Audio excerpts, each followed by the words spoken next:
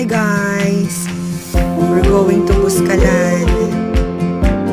Grabe, ang ganda ng daanan. Ang ganda ng view.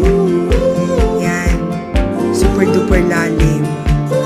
And guys, make sure na you have a legit travel buddies pagdating sa pagta-travel dito. Sobrang